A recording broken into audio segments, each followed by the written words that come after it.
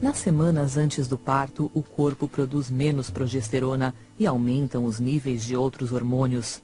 As prostaglandinas amaciam o colo do útero e a ocitocina provoca as contrações.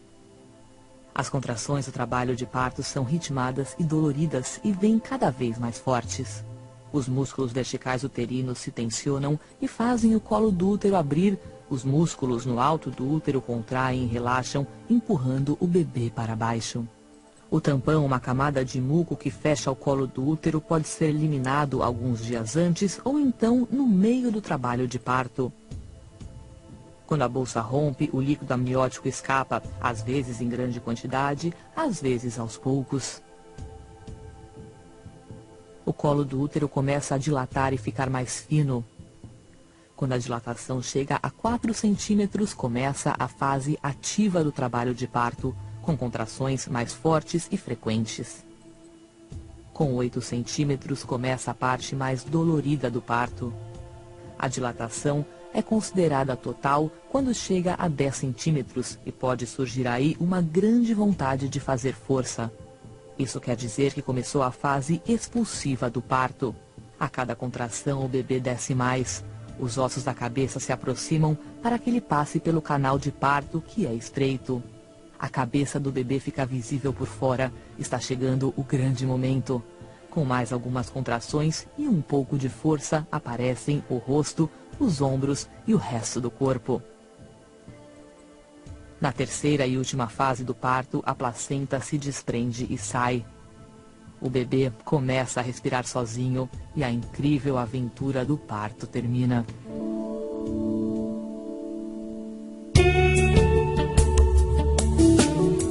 A cesariana, muitas vezes chamada de cesárea, é um procedimento cirúrgico no qual são feitas incisões no abdômen e no útero de uma mulher para dar à luz um bebê. Algumas cesarianas são planejadas. No entanto, a necessidade do processo geralmente se torna aparente após o início do trabalho de parto, quando as condições anormais que causam um parto natural não são seguras para a mãe ou o bebê. As indicações comuns para uma cesariana são distocia, placenta prévia e sofrimento fetal. Distocia, ou trabalho não progressivo e prolongado, pode ocorrer quando a cabeça do bebê não se encaixa no canal de parto ou o corpo está em uma posição desfavorável, como quando é perpendicular ao canal de parto ou nádegas, como é a posição pélvica. A placenta prévia ocorre quando a placenta que está em uma posição baixa obstrui parcialmente ou totalmente a abertura do colo do útero. O sofrimento fetal ocorre quando a saúde do bebê está em perigo iminente, geralmente devido ao fluxo insuficiente de sangue através da placenta ou do cordão umbilical.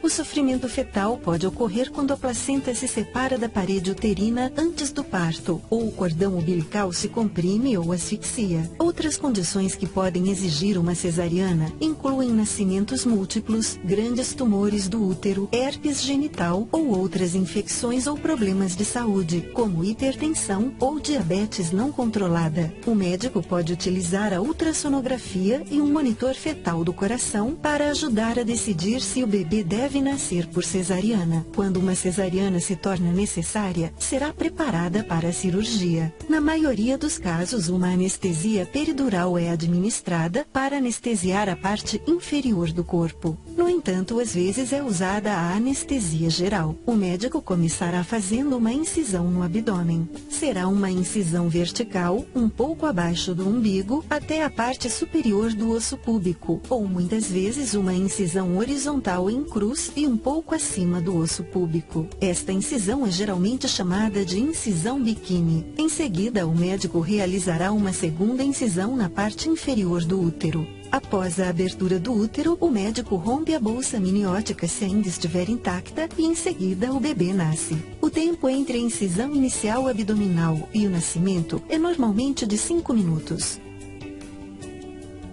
O médico então prende e corta o cordão umbilical remove cuidadosamente a placenta e sutura, costura firmemente o útero e o abdômen. Isso normalmente leva cerca de 45 minutos. Normalmente, o período de internação após uma cesariana é de 3 a 5 dias. Durante esse tempo, você será incentivada a amamentar, tirar um cochilo quando o bebê dormir e levantar da cama com frequência. Embora a maioria das pacientes possa cuidar de seu bebê recém-nascido após o procedimento, a recuperação total pode levar de 6 a 8 semanas. A cicatriz ficará mais clara conforme for se regenerando.